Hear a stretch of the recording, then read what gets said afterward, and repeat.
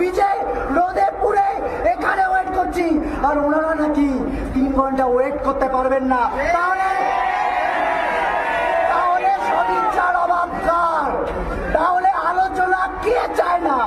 আমরা তো আলোচনা করতে গেছিলাম, আমরা আবার বলেছি যে আলোচনাই করতে চাই।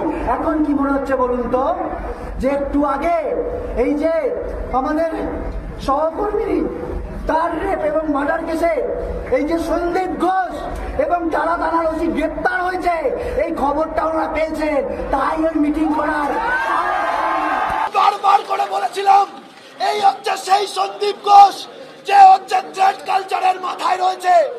এই হচ্ছে সেই সন্দীপ ঘোষ যে চতুর্দিকে দুর্নীতি করে গেছে, এবং আজকে সিবিআই কে কুর্নিশ সে দেখিয়ে দিল যে এই কুট দর্শনেও সন্দীপ ঘোষ ছিল। সন্দীপ ঘোষ আগেই গ্রেপ্তার ছিল, কিন্তু সেটা করাপশনের মামলায় ছিল, দুর্নীতির মামলায় ছিল। এই প্রথম গ্রেপ্তার হলো ধর্ষণ এবং খুনের মামলায় তথ্য লোপাটের জন্য। কিন্তু একটা থানার ওসি বা একটা কলেজের প্রিন্সিপাল তারা শুধু এই নিজের বুদ্ধিতে এই কাজ করতে পারে না, উপর থেকে নিশ্চয়ই কারো নির্দেশ ছিল। এবং আমার বিশ্বাস যে এই গ্রেপ্তার সবে শুরু হয়েছে, 1 দিয়ে কাউন্টিং শুরু হলো, 2 হলো, অপেক্ষা করুন, আরো যাবে, লম্বা হবে না। নমস্কার বন্ধুরা, আপনারা দেখছেন পারফেক্ট পলিটিক্স, সাদা বাংলায় রাজনীতির কথা। বন্ধুরা, আপনারা জানেন যে গতকাল রাতে কালীঘাটে গিয়েও জুনিয়র ডাক্তাররা মমতা বন্দ্যোপাধ্যায়ের সঙ্গে বৈঠক করতে পারেননি। 3 ঘন্টা বৃষ্টিতে ভেজার পরেও মমতা বন্দ্যোপাধ্যায়ের সঙ্গে তাদের বৈঠক হয়নি। এবং এর পেছনে যেটা প্রথম দিকে যুক্তিতর্ক ছিল যে বৈঠকের যে ভিডিওগ্রাফি, সেই ভিডিওগ্রাফি নিয়ে মমতা বন্দ্যোপাধ্যায় রাজি হচ্ছিলেন না। কিন্তু রাতের দিকে, শনিবার গভীর রাতে আরও কিছু আপডেট আসার পর যেটা জানা গেল যে না, এই যে কালীঘাটের বৈঠক, সেই কালীঘাটের বৈঠক না হওয়ার পেছনে, মমতা বন্দ্যোপাধ্যায়ের ব্যাক ফুটে চলে যাওয়ার পেছনে আরও বড় একটা কারণ রয়েছে। আর সেই কারণটা কিন্তু খোলসা করেছেন এই জুনিয়র ডাক্তাররাই।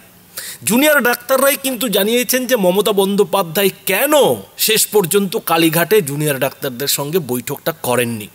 3 ঘন্টা 3.5 ঘন্টা বৃষ্টিতে ভেজার পর, ভিডিওগ্রাফি নিয়ে তর্ক বিতর্কের পর শেষ পর্যন্ত যখন জুনিয়র ডাক্তাররা বিনা ভিডিওগ্রাফিতেই বৈঠকে বসার জন্য রাজি হলেন, তখনই যেটা জানা গেল, তখনই জুনিয়র ডাক্তাররা যেটা জানতে পারলেন যে চন্দ্রিমা ভট্টাচার্য এই বৈঠকের সম্ভাবনা খারিজ করে দেন। চন্দ্রিমা ভট্টাচার্য জানিয়ে দেন যে আর বৈঠক হবে না। আর জুনিয়র ডাক্তাররা এখানে আশ্চর্য হয়ে যান যে ভিডিওগ্রাফির শর্ত নিয়ে সিদ্ধান্ত নিতে তাদের 10 মিনিট দেরির কারণে কি করে বৈঠক বাতিল হয়ে যায়। 3 ঘন্টা 3.5 ঘন্টা ধরে তর্ক বিতর্ক চলল, আর বিনা ভিডিওগ্রাফিতেই যখন জুনিয়র ডাক্তাররা বৈঠক করার সিদ্ধান্ত নিল, আর সেই সিদ্ধান্তের জন্য যখন মাত্র 10 মিনিট ব্যয় হলো, সেই 10 মিনিটের কারণ দেখিয়ে কি করে মমতা বন্দ্যোপাধ্যায় কালীঘাটের বৈঠক বাতিল করে দেন। এইখানেই কিন্তু জুনিয়র ডাক্তাররা আশ্চর্য হয়ে যান। এবং পরে যেটা জানা যায় যে আসলে এই যে আরজিকর কাণ্ড, সেই আরজিকর কাণ্ডে বড় বড় 2টো উইকেটের পতন হয়ে গেছে। বড় বড় 2টো উইকেট কিন্তু পড়ে গেছে যখন কালীঘাটে গিয়ে জুনিয়র ডাক্তাররা বৈঠক নিয়ে মমতা বন্দ্যোপাধ্যায়ের সঙ্গে দর কষাকষি করছেন। সেই সময় কিন্তু সিবিআই বড় কাণ্ড করে ফেলেছে। সিবিআই কিন্তু বড় মাছ জালে তুলে ফেলেছে। আর সেই 2 বড় মাছ হচ্ছে যে সন্দীপ ঘোষ, যাকে কিনা এতদিন সিবিআই আরজিকরের দুর্নীতির দায়ে গ্রেফতার করেছিল, তাকে শেষ পর্যন্ত আরজিকরের ঘটনার তথ্য প্রমাণ লোপাটের দায়েও গ্রেফতার করেছে। আর 2, যেটা সব থেকে বড় ধাক্কার জুনিয়র ডাক্তাররা বলছেন মমতা বন্দ্যোপাধ্যায়ের জন্য, সেটা হচ্ছে যে টালা থানার ওসি অভিজিৎ মণ্ডলকেও গ্রেফতার করেছে সিবিআই। আর এই যে খবরটা, যেটা জুনিয়র ডাক্তারদের দাবি, এই খবরটা মমতা বন্দ্যোপাধ্যায়ের কানে যাওয়ার পরেই মমতা বন্দ্যোপাধ্যায় মুচড়ে পড়েন, আর মমতা বন্দ্যোপাধ্যায় বৈঠক বাতিল করে দেন। তো কালীঘাটের বৈঠক বাতিল করা নিয়ে জুনিয়র ডাক্তারদের যে এই দাবি নিয়ে তারা ঠিক কি বলছেন বন্ধুরা দেখুন। ওখানে গিয়েছিলাম বৃষ্টির মধ্যে, 3 থেকে 3.5 ঘন্টা ওয়েট করেছি।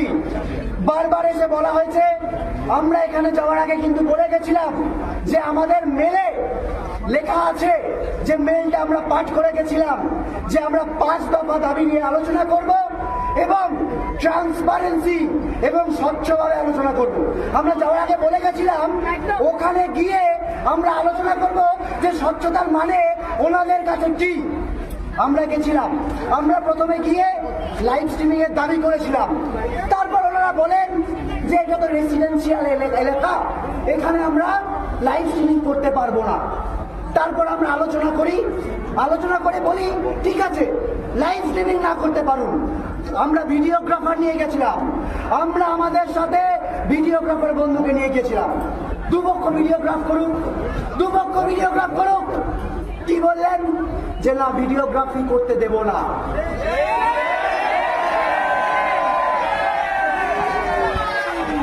তারপর কি বলা হলো, তারপর আমরা বললাম যে ঠিক আছে আপনারা যে ভিডিও করছেন, আমরা কি করতে গেছিলাম, আমরা তো সদিচ্ছা দেখাতে গেছিলাম। ওনারা তো এটাই বলতে চাইছেন যে আমাদের নাকি সদিচ্ছা নেই, আমরা সদিচ্ছা দেখাতে গেছিলাম। তারপর আমরা বললাম ঠিক আছে আমাদের ভিডিওগ্রাফারও দরকার নেই, আপনাদের যে ভিডিওগ্রাফার সেই ভিডিও করবে, আমাদের ভিডিওগ্রাফার বন্ধু সেটা পুরোটা দেখবে এবং সঙ্গে সঙ্গে ট্রান্সফার করবে। কি বললো,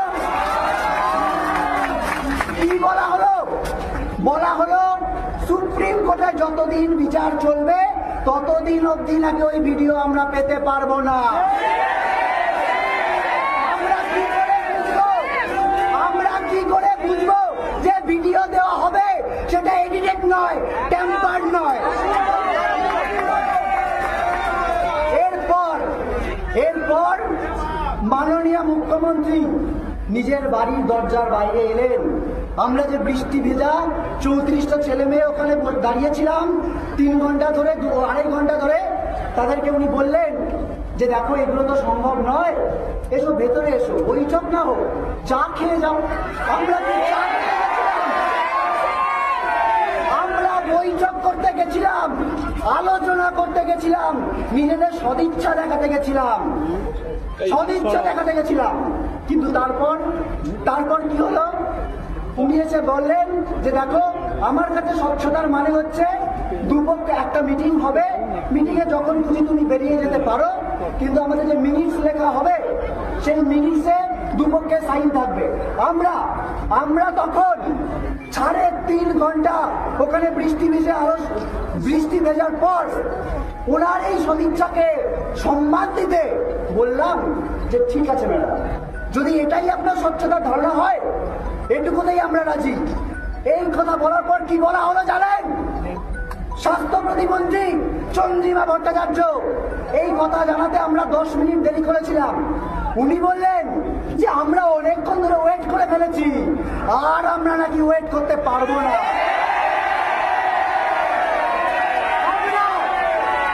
আমরা 35 দিন বিচারের অবস্থায় অপেক্ষা করছি, আমরা লাস্ট 5 দিন বৃষ্টিতে ভিজে রোদে পুড়ে এখানে ওয়েট করছি, আর ওনারা নাকি 3 ঘন্টা ওয়েট করতে পারবেন না।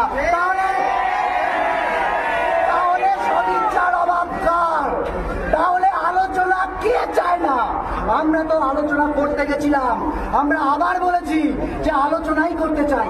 এখন কি মনে হচ্ছে বলুন তো, যে একটু আগে এই যে আমাদের সহকর্মী তার রেপ এবং মার্ডার কেসে এই যে সন্দীপ ঘোষ এবং টালা থানার ওসি গ্রেপ্তার হয়েছে, এই খবরটা ওরা পেয়েছেন, তাই ওই মিটিং করার।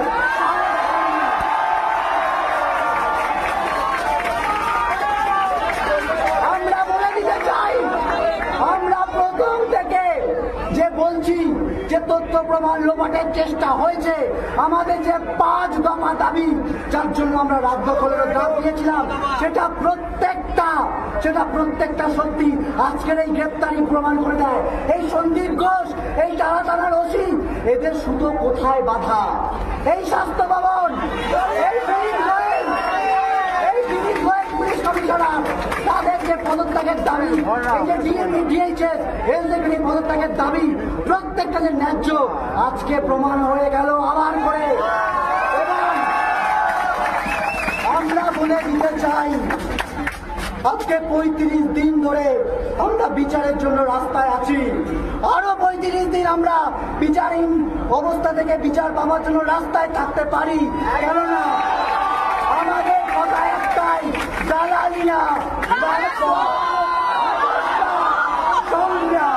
অর্থাৎ বন্ধুরা বুঝতেই পারছেন যে জুনিয়র ডাক্তারদের দাবি যদি সত্যি হয় তাহলে কিন্তু মমতা বন্দ্যোপাধ্যায়ের পক্ষে সত্যি সত্যিই বৈঠক করা সম্ভব ছিল না। কেননা টালা থানার ওসিকে তথ্য প্রমাণ লোপাটের দায়ে সিবিআইয়ের গ্রেফতার, এটা কিন্তু মমতা বন্দ্যোপাধ্যায়ের সরকারের জন্য, প্রশাসনের জন্য বড় কিন্তু চিন্তার বিষয়। কেননা এতদিন পর্যন্ত এই যে আরজি করের ঘটনার তথ্য প্রমাণ লোপাটের বিষয়টা, এইটা নিয়ে কিন্তু সিবিআই হাতে বেড়াচ্ছিল। সিবিআই কিন্তু তেমন কোনো তথ্য প্রমাণ হাতে পাচ্ছিল না। কিন্তু এদিন পরপর দুটো বড় কাজ সিবিআই করে ফেললো। একদিকে সন্দীপ ঘোষকেও যেমন এই তথ্য প্রমাণ লোপাটের দায়ে গ্রেফতার করে ফেললো, সেই সঙ্গে টালা থানার ওসি অভিজিৎ মণ্ডলকেও কিন্তু জালে তুলে ফেললো। আর এই যে তথ্য প্রমাণ লোপাটের প্রশ্ন, এই প্রশ্নের উপরেই তো মমতা বন্দ্যোপাধ্যায়ের কুর্সির ভবিষ্যৎ দাঁড়িয়ে রয়েছে। মমতা বন্দ্যোপাধ্যায়ের যে বিশ্বাস, মমতা বন্দ্যোপাধ্যায়ের যে নানান কথা, নানান দাবি, সমস্ত কিছু কিন্তু এই তথ্য প্রমাণ লোপাটের উপরেই দাঁড়িয়ে রয়েছে। আর এই তথ্য প্রমাণ লোপাট হয়েছে কি হয়নি, সেটাই তো এই মুহূর্তে সব থেকে বড় প্রশ্ন। আর সেই প্রশ্নটারই যেন কোথাও উত্তর খোঁজা শুরু করে দিয়েছে সিবিআই। শুধু উত্তর খোঁজা নয়, সেই উত্তর খুঁজতে গিয়ে সূত্র গাঁথতে শুরু করে দিয়েছে সিবিআই সূত্রে যেটা আরও জানা যাচ্ছে যে এরই মধ্যে এই যে টালা থানার ওসিকে গ্রেফতার, সেই গ্রেফতারি করতে গিয়ে সিবিআইয়ের তদন্তকারী আধিকারিকরা যেটা পেয়েছেন যে এই যে আরজিকর কাণ্ড, সেই আরজিকর কাণ্ডের যে কেস ডায়েরি, সেই কেস ডায়েরিতেও এমন কিছু ভুল করা হয়েছে, খুব চতুরভাবে এমন কিছু ভুল করা হয়েছে যে ভুলগুলো কিন্তু তদন্তের গতি বিভ্রান্ত করেছে। তদন্তকে কিন্তু অন্যদিকে নিয়ে যাওয়ার চেষ্টা হয়েছে এবং সেই ভুলগুলো খুব সূক্ষ্মভাবে এমনভাবে করা হয়েছে যাতে যারা তদন্ত করবে তাদের তদন্তের গতি প্রকৃতি অন্যদিকে চলে যায়। আর এই যে কেস ডায়েরিতে ইচ্ছাকৃত ভুল বা বিভ্রাট, সেই বিভ্রাটটাই কিন্তু সিবিআই তদন্তকারী আধিকারিকদের এখন ভাবাচ্ছে যে কলকাতা পুলিশের মতো একটা প্রফেশনাল পুলিশ বাহিনী, যাকে কিনা স্কটল্যান্ড ইয়ার্ডের সঙ্গে তুলনা করা হয়, সেই পুলিশের হাত থেকে কি করে এ ধরনের ভুল হলো। আরজি করের মতো এত গুরুত্বপূর্ণ ঘটনার কেস ডায়েরি লিখতে গিয়ে কি করে কলকাতা পুলিশ কেস ডায়েরিতে এইসব ভুল করলো? এই ভুল কি ইচ্ছাকৃত, নাকি এই ভুলের পেছনে কোনো রহস্য রয়েছে? আর ঠিক এই জায়গাটাতেই কিন্তু সিবিআইয়ের তদন্তকারী আধিকারিকদের যে সন্দেহ, তথ্য প্রমাণ লোপাটের যে সন্দেহ, সেই সন্দেহ কিন্তু আরও জোরদার হচ্ছে। যেভাবে কলকাতা পুলিশের পুলিশ কমিশনার বিনীত গোয়েল একেবারে জোর দিয়ে সিবিআইকে চ্যালেঞ্জ ছুড়ে দিয়ে যেভাবে বলেছিলেন যে কলকাতা পুলিশ যে তদন্তটা করেছিল, মানে সিবিআইয়ের হাতে আরজি করের তদন্ত যাওয়ার আগে, সেই তদন্তে নাকি কোনো ভুল ছিল না, নির্ভুল ছিল। আর যদি কোনো ভুল থেকে থাকে, সেই সময় কিন্তু বিনীত গোয়েল সিবিআইকে একেবারে চ্যালেঞ্জের সুরে বলেছিল যে তাহলে কেন্দ্রীয় তদন্তকারী সংস্থা খুঁজে বের করে দেখাক। সেই চ্যালেঞ্জটা কিন্তু বিনীত গোয়েল করেছিলেন। আর এই যে ভুলগুলো এবার সিবিআই একেবারে আতস কাজ দিয়ে খুঁজে বের করে ফেলছে। আর শুধু বের করে ফেলাই নয়, একেবারে পদক্ষেপ করা শুরু করে দিয়েছে। টালা থানার ওসিকে গ্রেফতার করে ফেলেছে, সন্দীপ ঘোষকেও তথ্য প্রমাণ লোপাটের দায়ে গ্রেফতার করে ফেলেছে। তাতে কিন্তু রাজ্য প্রশাসন, মমতা বন্দ্যোপাধ্যায়ের কুর্সি রীতিমতো একেবারে নাড়া দিয়ে উঠেছে। ভূমিকম্প কিন্তু হয়ে গেছে।